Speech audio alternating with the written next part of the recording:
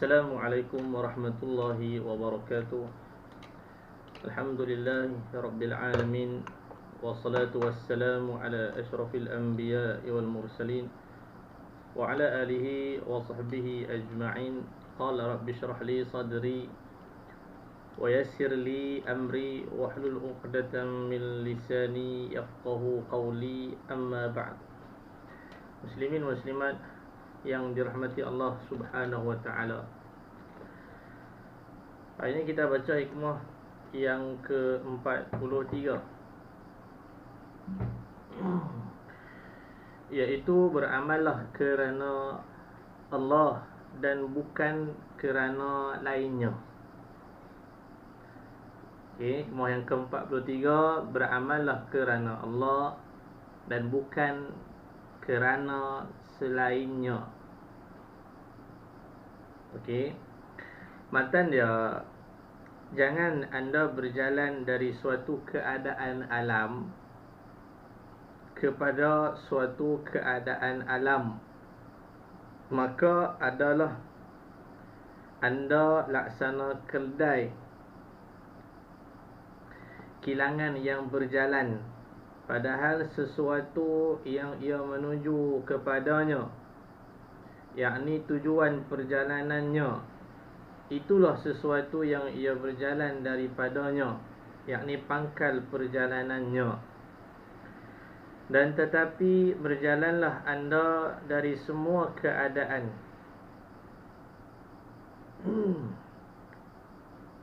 yakni sekalian jenis alam kepada penciptanya, dan sesungguhnya kepada Tuhanmu adalah penghabisan segala sesuatu.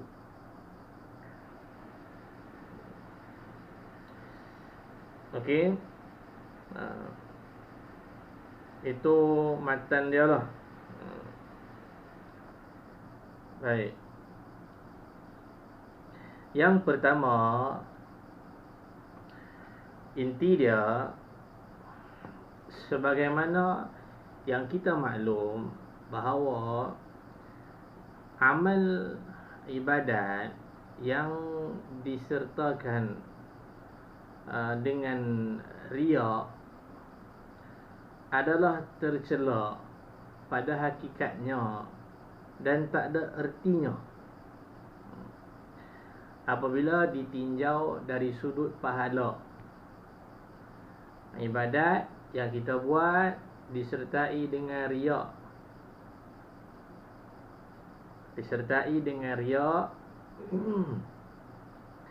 adalah tercela pada hakikatnya, tidak ada ertinya bila kita tengok dari sudut pahala.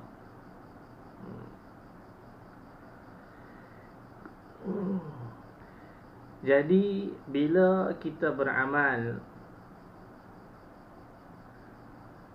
satu kebaikan mengharapkan pahala daripada Allah, nak dapat pahala atau nak dapat limpah kurnianya atau martabat, darjat dan lain-lain, maka niat yang demikian hakikatnya adalah kurang baik menurut golongan arifin. Siapa dia arif ini? Yang telah dekat dengan Allah dan kenal Allah. Bukan tak bagus hang beramal nak dapatkan pahala dan apa yang kita sebut tadi, cuma dia kurang baik lah, sebab hang nak berjalan menuju kepada Allah. Jadi itu tujuan dia. Maka menurut mereka ini, yakni arifin, masih tercela dan kurang baik. Pasal apa? Sebab tujuan dia kerana pahala, darjat, martabat, itu yang dikatakan kurang baik. Sebab semuanya itu adalah alam. Okey, semuanya adalah alam.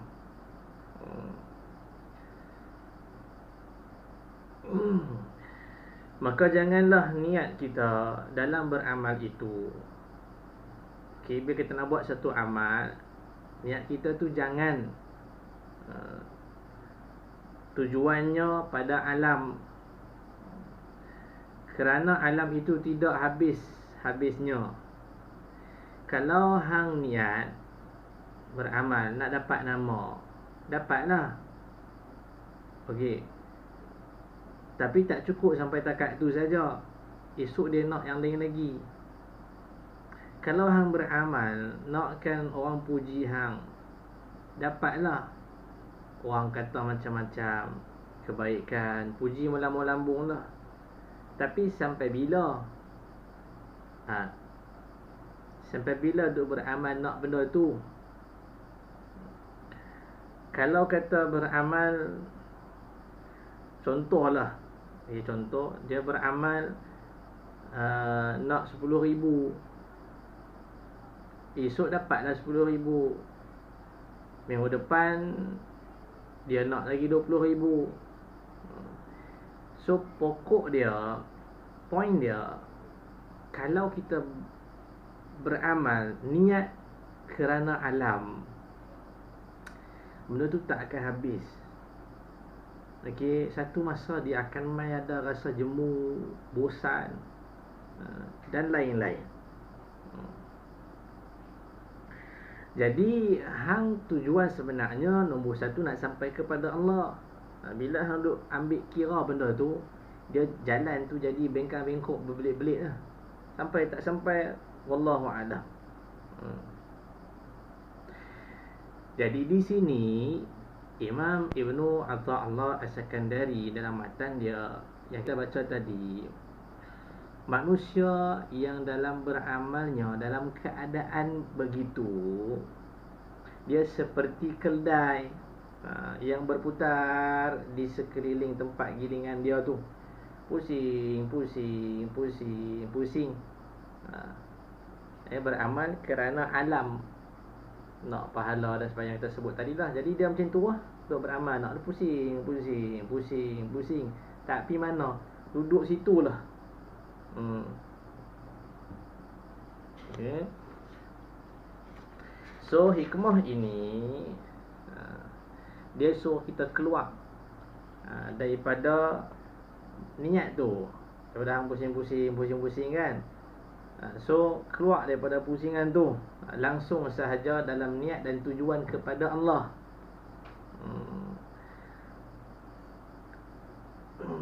Niat semata-mata dan tujuan kerana Allah itu, maksud dia menurut perintah dia,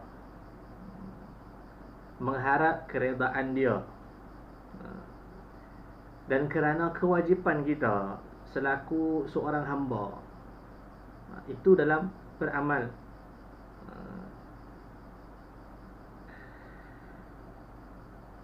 Melaksanakan perintahnya, harap keredaannya, dan kewajipan kita selaku hamba. Kita mesti taat kepada dia.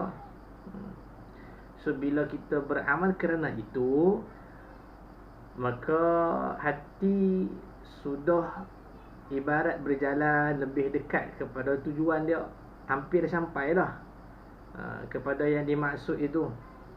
Apalagi jalannya itu Allah bagi mudah. Dia tak berliku-liku macam had tadi ni.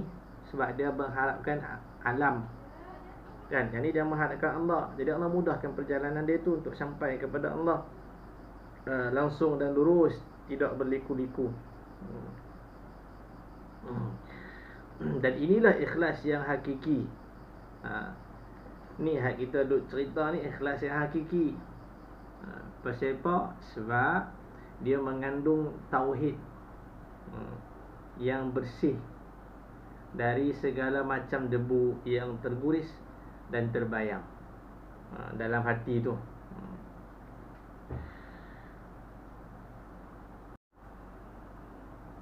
Okey. Sebab tu ada satu orang lelaki, dia pernah berjumpa dengan Abu Yazid rahimallahu ta'ala. Dia ni, Abu Yazid ni alim besar tasawuf. Laki ni bila jumpa Abu Yazid, dia tanya, bukan dia tanyalah, dia minta sikit wasiat, nasihat. Boleh tak tuan bagi wasiat kepada saya, pesan benda-benda yang bagus kepada saya? Jadi Abu Yazid menjawab, jika Tuhan memberikan padamu segala-galanya, mulai dari arash hingga ke dasar bumi, Abu Yazid kata, aku nak pesan kat hang, hang ingatlah benda ni sampai bila-bila. Kalau Allah dia bagi kepada hang segala-galanya, start daripada arash sehinggalah ke dasar bumi, diberikan kepada hang, maka mohonkanlah kepada Allah. Bukan itu yang anda maksudkan, tetapi engkaulah yang aku kehendaki. Waktu tu hang mintalah kepada Allah, wahai Allah, bukan benda ni semua yang saya nak, tapi yang saya nak ialah untuk hampir kepadamu, ya Allah. Dah nampak? Itu wasiat Abu Yazid. Dalam kita beramal pun macam tu lah. Bila Allah kurniakan macam-macam di samping kita syukur, kita mohon kepada Allah, ya Allah, tujuan aku dalam memperbaiki diri untuk jadi orang baik hanya semata-mata untuk hampir denganmu, ya Allah, bukan kerana semua benda ini. Dan ada juga seorang alim besar tasawuf yang bernama Abu Sulaiman Ad-Darani rahimallahu ta'ala berkata, jikalau dipilihkan padaku, Abu Sulaiman ni kata, kalau dibagi pilihan kepadaku antara semayang 2 rakaat dan antara masuk syurga Firdaus, maka sungguh, kata Abu Sulaiman, aku akan memilih salat 2 rakaat. Sebab di syurga adalah menurut untung bahagiaku. Kalau aku pilih syurga, aku bahagia dalam tu, aku seronok dengan macam-macam nikmat yang akan aku dapat. Tapi apabila aku memilih semayang, dalam salat aku berserta dengan Tuhanku. Tuan nampak? Ya. Alim besar, seorang arifin yang sangat memahami hubungan antara makhluk dengan hambanya, maka dia tak akan menuntut benda lain melainkan untuk hampir dengan Allah. Walaupun dioferkan kepada dia tawaran yang besar, tawaran syurga Firdaus, maka dia tidak memilih syurga Firdaus. Dia dapat, tapi kalaulah diberi pilihan kepada aku nak pilih semayang, sebab dalam semayang tu aku selalu ada dengan Allah, selalu berdialog dengan Allah Subhanahu wa ta'ala. Itu cukup bahagia bagiku. Habis. So kesimpulan dia, apabila kita mengerjakan satu amal ibadat apa saja, maka kita tak boleh riak. Okay, riak ni saya dah pernah terang lalu. Okay, kalau tuan-tuan tengok dalam channel saya pun ada di Masjid Mardiah Melawati, saya terang satu persatu tentang riak tu. Kerana riak itu adalah tercela. Itu satu. Jadi tak ada point, tak ada jalan lain melainkan kita kenal apa dia itu riak. Macam mana nak tutup dia, nak selamat daripada dia, lagu mana, kena belajar. Yang kedua, kesimpulannya, niat dan tujuan dimudahkan rezeki dan dilapangkan Allah dan lain-lain sebagainya lah. Ini tujuan kita beramal kepadanya juga tercela. Dalam kita beramal tu, kita nak rezeki, kita nak hidup bahagia, kita nak macam-macam lagi. Ini menurut arifin, orang yang dekat dan mengenal Allah, kurang baik. Begini. Kerana ini semua adalah alam dan kita tidak dibolehkan nawai itu untuk itu bila nak beramal. Kerana pada hakikatnya bukan kerana Allah. Sebenarnya hang beramal tu nak something Benda tu sebenarnya hang tak payah minta benda tu pun, tak payahlah duk duk duk duk duk serabut sangat, duk tuntut sangat benda tu. Allah akan bagi. Yang penting niat hang tu mesti kerana Allah dulu. Itu lebih baik. Yang ketiga, termasuk juga amal ibadat kerana mengharapkan pahala sama. Dan yang ketiga, okey. Dan yang keempat, hilangkanlah segala alam dari niat dan tujuan pada beramal. Buanglah semua tu. Dalam kita beramal, beribadat ni, kalau boleh tak maulah benda-benda alam ni semua. Tapi berniatlah betul-betul kerana Allah. Niat kerana alam, payah nak sampai dekat Allah. Silat-silat tak sampai. Niat kerana Allah dulu. Alam tu dia merangkak mai kat kita. Sebab Tuhan dia Allah, yang menjadikan segala-galanya, maka dia berhak memberikan kepada siapa yang dia inginkan. Niatlah betul kerana Allah, cari keredaannya, patuh perintahnya dan anjurannya. Inilah yang paling baik. Dan inilah jalan yang paling pendek, jalan yang paling singkat, untuk sampai kepada tujuan yang murni dan hakiki untuk Allah Subhanahu wa taala. Jadi bila kita dah niat untuk sampai kepada Allah, jalan tu Allah bagi mudah, lapang, senang. Mudah-mudahan kita hendaknya selalu dalam niat yang begini sifatnya. Semoga bila kita dah belajar, mudah-mudahan Allah perbaiki niat kita dalam amal. Kita bersih sebersih-bersihnya dari segala hal yang boleh membawa kekeruhan niat itu. Niat yang dah suci dan murni, mudah-mudahan dia tak keruh lah untuk kita antara hamba dengan Tuhannya. Amin ya rabbal alamin. Habis hikmah yang kita baca ni, beramallah kerana Allah dan bukan kerana lainnya. Boleh faham dah lah, Allah bagi faham, insya-Allah. Nanti kita masuk hikmah yang seterusnya, bersahabatlah dengan orang baik. Ini penting. Okey, kalau kawan, cari kawan yang baik. InsyaAllah kita akan jumpa lagi pada kuliah yang akan datang, pada pengajian yang akan datang. Terima kasih banyak tuan-tuan sudi menonton pengajian ini. Semoga Allah berkati kita semua. Dan saya mohon maaf atas segala kekurangan. Saya akhiri dengan ucapan aqulu qawli hadza wa astaghfirullahal azim li wa lakum. Wassalamualaikum warahmatullahi wabarakatuh.